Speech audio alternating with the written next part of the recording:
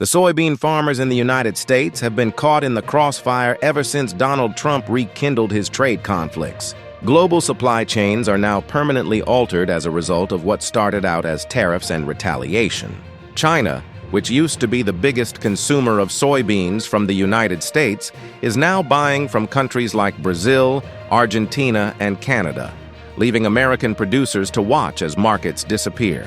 The pressure is rapidly increasing as the 2025 harvest draws near and export windows close. We examine its beginnings and current state in this video. Here are the latest updates. The U.S. soybean market's waning hold on China, from boom to breakdown. The U.S. soybean market's waning hold on China, from boom to breakdown. Due to China's enormous demand, American soybean farmers prospered for many years. The East received more than half of America's exports, which supported the production of oilseeds, poultry, and animal feed. When tariffs and retaliation slammed the market during Trump's first trade war, which lasted from 2018 to 2020, that supremacy started to crumble.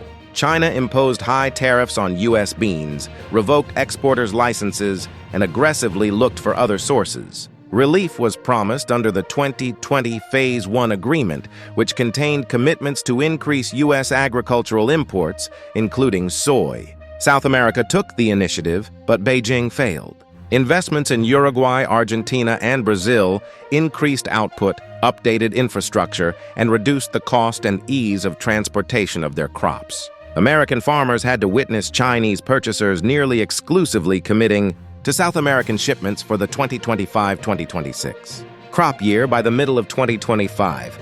During the crucial export window from September to January, not a single forward booking was made from American silos. The once reliable trade engine has now faltered, leaving the U.S. farmers are exposed in a harsh international marketplace. Tariffs, however, did more than merely let competitors in. They put up a permanent barrier. This leads to the way that U.S. policy itself flopped. Tariffs backfire when defense turns into penalties. Tariffs backfire when defense turns into penalties. Tariffs were promoted as a way to protect American farmers and exert pressure on China to agree to more equitable trade conditions. But in reality, they have backfired. Even while American beans appeared to be less expensive on paper, Beijing's heavy retaliatory tree charges of about 23% eliminated any pricing advantage that U.S. soybeans may have had. It was simpler for Chinese importers to look to Canada, Argentina, or Brazil. Predictions demonstrate the harm.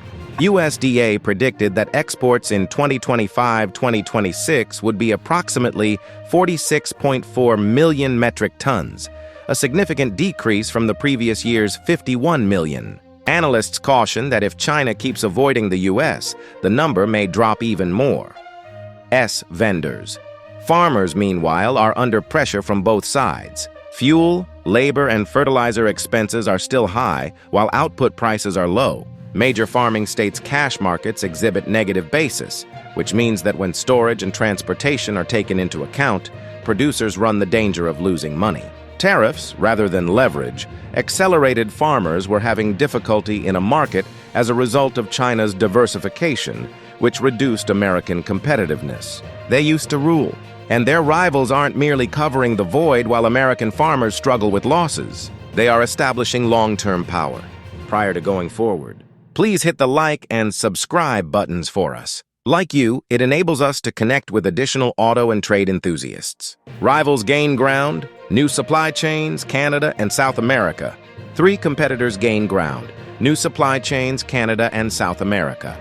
As a result of soybean exports, rivals are taking strong action to ensure long-term dominance rather than short-term benefits. South America is at the forefront of this movement. Brazil keeps increasing its acreage and infrastructure, taking advantage of cheaper prices and ideal growing circumstances. Argentina's soy meal is now very competitive after lowering export taxes to increase its appeal. Both countries have expanded their reach by serving customers in Europe and Asia in addition to China. Additionally, Canada has improved its standing, particularly in food-grade non-GMO soybeans. In markets where quality and traceability are top priorities, these cultivars command higher prices. Canadian exporters benefit from more steady and diverse buyers because to trade agreements like CPTPP and cited, which give them a resilience that the United States does not yet have. China is reformulating animal feed to use less soy meal, increasing domestic yield targets, accumulating reserves, and assisting local crushers as part of its own system restructuring. It is less dependent on the U.S. imports. This is not a temporary solution. It is a change in structure. In the global soy markets, competitors are also establishing the new standard. However, these international competitive actions simply increase domestic pressure, particularly as the 2025 harvest approaches. Harvest 2025. In Harvest 2025, farmers' realities and market signals are discussed. There is a great deal of uncertainty around the 2025 soybean harvest. Large quantities of U.S. beans are often pre-booked by China between September and January, but this year no significant commitments have been made. In contrast to prior years, Chinese buyers procured approximately 7.4 million metric tons from South America for October, meeting almost all demand, and only 1 million tons for November. Farmers in the U.S. may lose $16 million. Tons of sales should the freeze last into the winter. The change is already evident in the markets. Northern Plains cash prices have a weak or negative basis, putting farmers at risk of selling below cost, while Chicago Board of Trade futures are close to 5-year lows. Even when on paper, American beans are less expensive. The disadvantage that drives buyers to other parts of the farm is restored by tariffs. Fertilizer, seed, and labor expenses are still high, and weather fluctuations, pests, and disease pose a threat to yields. Washington is under pressure from certain farmers to reach a trade agreement. Others are thinking about crops, alternate markets, or diversification to weather the pressure. This leads us to Trump's high-stakes appeals and the political drive.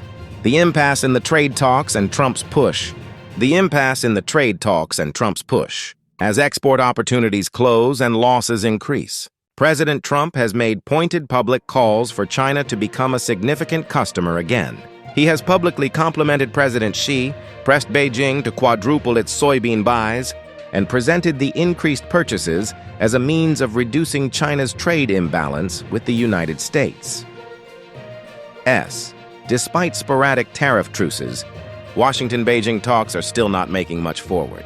Even if a new agreement is reached, many of the obligations from previous accords, such as Phase 1, are still unfulfilled.